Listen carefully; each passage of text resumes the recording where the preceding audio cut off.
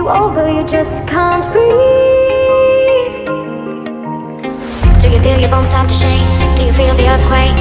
Do you feel your bones start to shake? Do you feel the earthquake? Do you feel your bones start to shake? Do you feel the earthquake? Do you feel your bones start to shake? Do you feel the earthquake? What's up guys, Sarah and Benjamin here for another video. As usual, I'm here with my good friend Ty. Lately on my channel, we've been focusing a lot on passing the half guard. We've been doing different variations of how we nullify the underhook, knee cuts, basics. So we're gonna move on and change to a different segment at this point. And I wanna start talking about how you can start to develop a system from your closed guard. So I'm gonna share with you guys my favorite way to attack the closed guard and something that I've been doing for years. So let's get into it. So first off, we're gonna be here in the closed guard. My favorite system of attacks from closed guard all come from 2-on-1. So 2 of my hands on 1 of Ty's. So basically guys, if he has a grip on my collar, we need to address grip breaks. So there's different ways to break grips in closed guard. The easiest way to break the grip, in my opinion, is to grab 2 hands on the sleeve and pull. But one of the biggest issues that I see people have when breaking grips from closed guard is that they don't use their back and core. They just are down here trying to pull and they can't break it. So a big tip for breaking a grip is to sit up into your opponent and then pull his arm away as you go back to the mat like so. Right? Pop his grip off. Don't just stay here and try to break the grip. Come up and pull it away. Okay, so that's our first grip break. 2 hands on the sleeve, sit up, pull the grip off while we simultaneously come back to the mat. Our second grip break is a little bit more fancy, and when that one's not working, I always resort to it. I keep my right hand on the sleeve in this case, and my left hand is going to come underneath his wrist and is going to grab my own wrist. So I have essentially a figure 4 grip. And now I'm going to use the same concept. I'm going to come up, but I'm going to swipe up towards my left hand like this. Okay, and this is going to put me in the perfect position to set up my 2-on-1. Very quickly, I'm going to flick his wrist inside my wrist. This is a very important detail to the 2-on-1 guys. Like this, right? I want to get control of his hand. I don't want his hand here. I see a lot of people use 2-on-1s like this and they give their opponent the opportunity to grip. Everything's going to be much easier if we flick his wrist inside our wrist. Obviously things aren't perfect and I don't like to sugarcoat it, so sometimes it may be difficult, but if we're able to get here, it's better. This allows us to twist this grip on the lapel and it allows us to fight his hand for just long enough to attack. Okay, so the 2-on-1 grip that I like to use is going to be here, and then I like to grab this seam on the armpit, right? So we'll change the angle in a little bit so you can see. This is the gripping sequence I like to use. So our first attack is going to be to drag the arm across my body, our typical arm drag. But the way that I drag is a little bit different than what a lot of people teach. Our traditional arm drag, we drag the arm across our body as we hip escape like so. Okay, so I don't even want to hip escape. When I use the arm drag, I just use it to set up my attacks. I don't always look for the back. I don't always look for something specific. I see what my opponent is giving me. So the way that I drag is I'm going to draw my knees to my chest as I drag his arm across, and I'm going to sit up to him so that I can hug his lat. So we're doing 3 things at once. Knees come to the chest, drag the arm, sit up. Like this. But something that's very important is that my hips didn't move. So let's turn this way. So guys, my hips stay in between his knees. So traditional arm drag, you'll see this. So now my hips are lined up with one of his knees. I want my hip to stay in between his knees, so I do this. Do you guys see how my hip stayed? Now I hug the lat. That's very important because this is going to allow us to attack better for certain attacks like our flower sweep. So let's turn again. So let's review very quickly. So we're here, he gets a grip, first grip break, 2 hands on the sleeve, sit up, pull his arm away as I come down. Second grip break, we're not able to do that, my hand comes underneath, sit up, swipe up, flick his hand inside, and get my 2-on-1. Once I've established my 2-on-1, I draw my knees to my chest as I drag the arm across and sit up and hug his lat. Boom.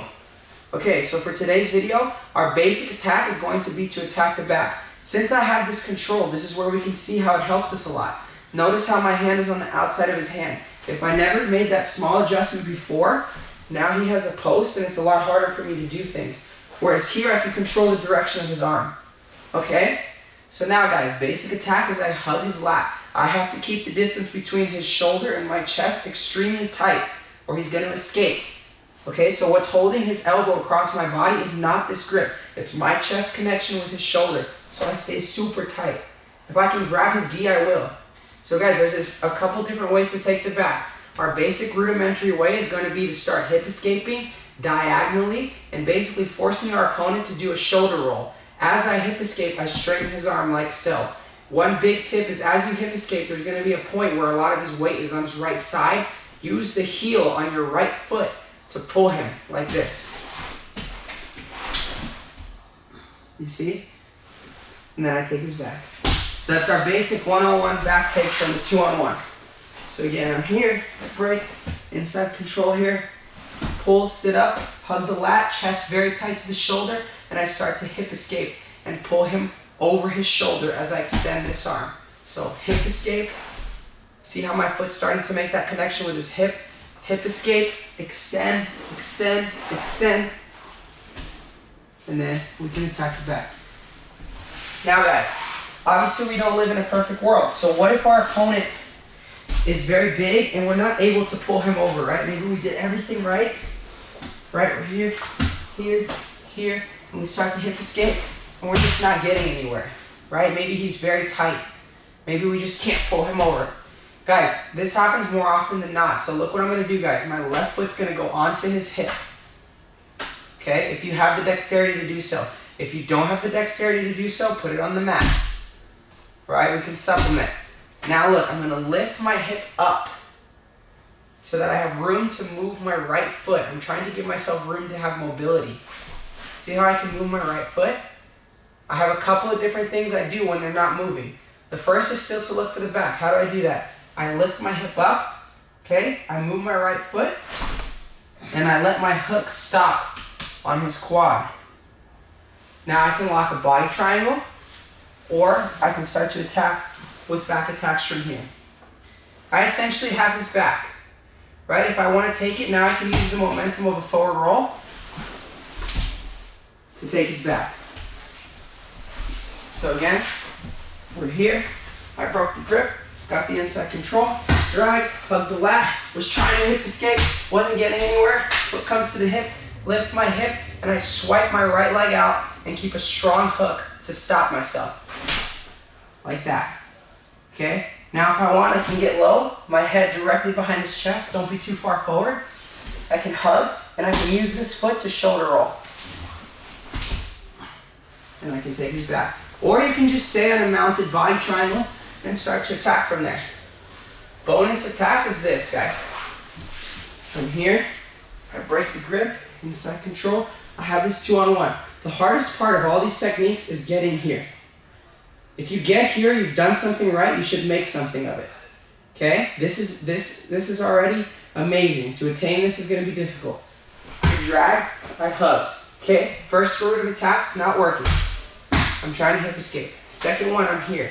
So guys, sometimes when I'm here like this, super tight, look what I can do, guys. I can come in here and I can make some space with my hand. With this inside tie. My hip is high. Now look, guys, I'm going to bring my leg out. Then I'm going to lock a triangle. It's one of my favorite ways to attack. Let's go a little bit closer. So again, we're here. I sit up, I break the grip, get the inside control here, and now I have a good 2-on-1. I drag as I bring my opponent to me and hug his lat. Okay? I'm like this. One of the reasons I don't immediately hip escape is because sometimes I go straight to this. If I see he posted far with this hand for whatever reason, I lift my hip, come up here, and I lock. If I was way off to the side, like this, it might just make things a little bit more difficult. Another reason that I don't go off to the side that I want to mention, so stay tuned because we're going to make a lot of videos, is sometimes when you're here, your opponent pushes his shoulder into you. Exactly. And this presents an opportunity for a flower sweep. But if I'm off to the side, it's harder. Since I'm not off to the side, I can underhook, bring myself here, and I can sweep. Right? We're going to talk about that, a couple different arm locks in the next video. So for today, let's focus on our basic back take, our mounted body triangle with a rolling back take, and also our triangle. So last time, reviewing all of our attacks, we break the grip, get the inside control, pull, hug, basic back take, hip escape, hip escape, hip escape. Guys, I pull this shoulder to me really tight. Let's go back. Second one, the guy's much bigger. We break the grip, right, we drag, we try that back take. We're not able to get it. We put our foot on the hip, we lift our hip high, and we come here. Lower our head, and we can lock our body triangle here, or we can pull him over by using our foot and doing a shoulder roll. And then our last attack, which is a sneak attack, is just gonna be go for a triangle choke. So we're here, I break this grip, get the inside control, drag, I'm here, maybe his hand's already far, I put this foot on the hip, I still lift my hip, right? I have room to move my foot, bring it out, switch to the head, and I lock. So there you have it, guys. This will be our basics and control of the 2-on-1 system from close guard. It's my favorite way to attack from close guard. I've been doing it for years, and I think it's really good if you're not as strong as your opponent too, because I'm typically out strength, and having that 2-on-1 control, I can typically compensate for my lack of strength. So thanks to my friend Ty, and thanks to you guys for watching. Don't forget to like and subscribe. Thanks, guys.